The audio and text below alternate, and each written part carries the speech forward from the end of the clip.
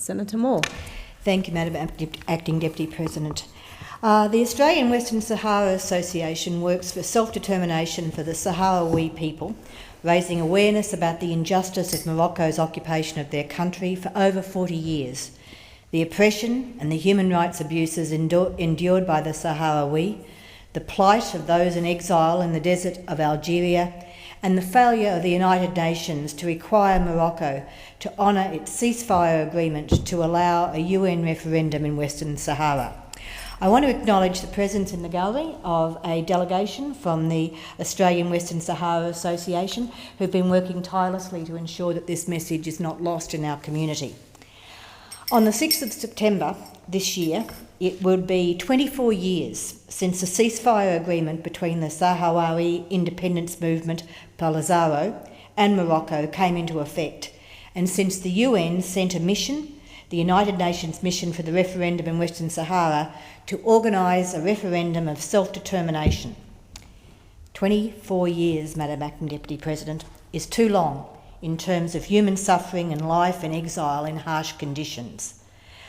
More than half of the Sahrawi population live in tented refugee camps in harsh conditions of the Sahara Desert in southwest Algeria.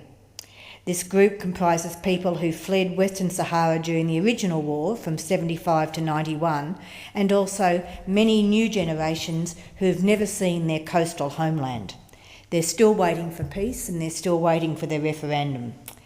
The UN Security Council endorsed the peace plan that was agreed by both Polisario and Morocco under the UN auspices in 1990.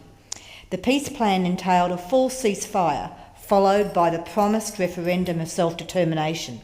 That referendum was supposed to take place within 6 months. Unfortunately, as we know, the referendum of the Sahrawis were promised never materialised. What the people of Western Sahara are asking is simply what has been agreed and mandated by the United Nations for many years: the inalienable right to self-determination and their legitimate right to determine their own future.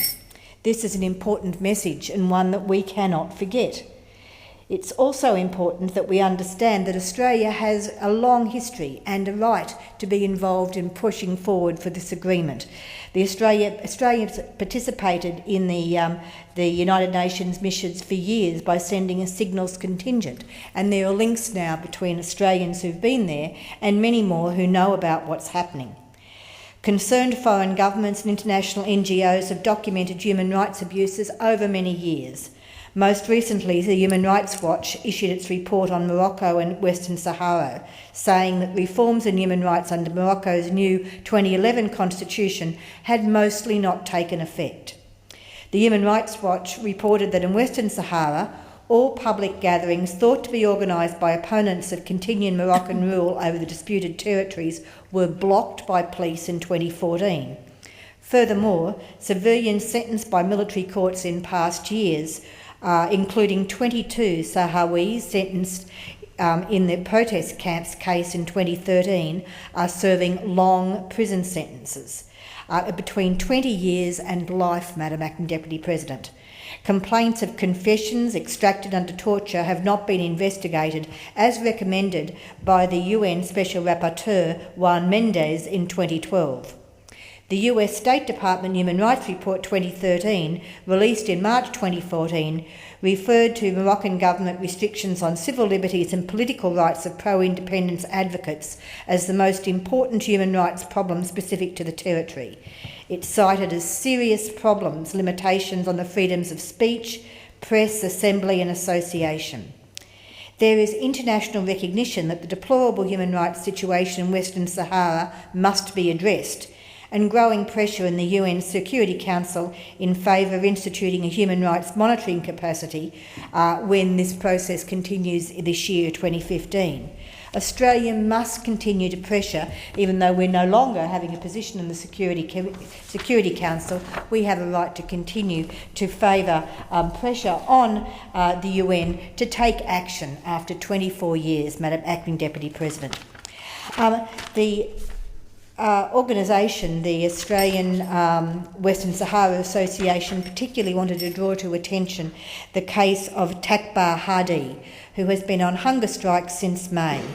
This mother lost her son, who was murdered by 5 Moroccan settlers. They are deep concerned that there was no actual justice or no attempt to bring to any solution the loss of her son.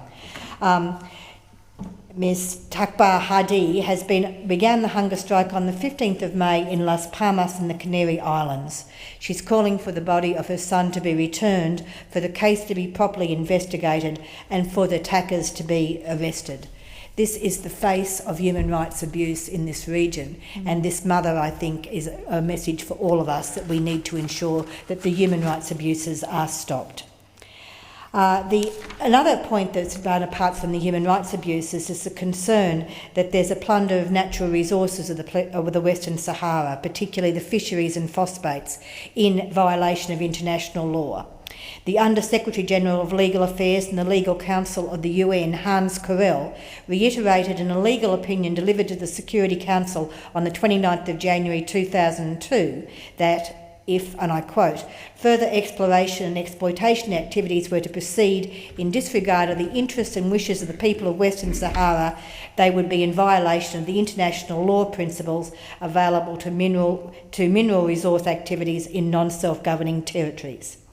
Madam Acting Deputy President, the message for this evening is that the people of the Western Sahara must have access to their human rights, and also the natural resources of Western Sahara must be protected until the decolonisation process is completed.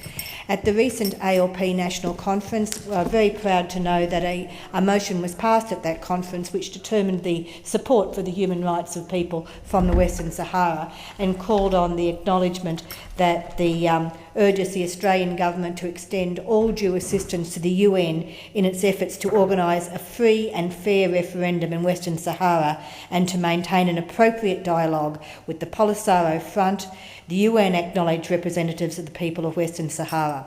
Madam Acting Deputy President, 24 years is way too long to be living without having the rights to your homeland, to be living in refugee camps and to be facing violence and repression.